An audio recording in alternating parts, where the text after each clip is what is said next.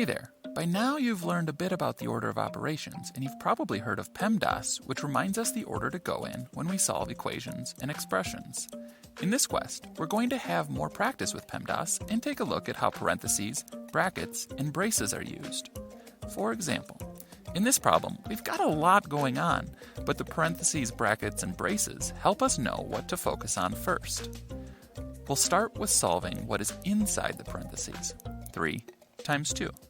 Next, we'll solve what's inside the brackets, starting with multiplication, 2 times 6, and then add 1. Now, we can solve what's in the braces, 10 plus 13, and then all we have to do is multiply by 2. So while problems can sometimes look a bit intimidating, the parentheses, brackets, and braces help us break up something big into small chunks that are much easier to solve one at a time. Good luck on your quest, and have fun eSparking!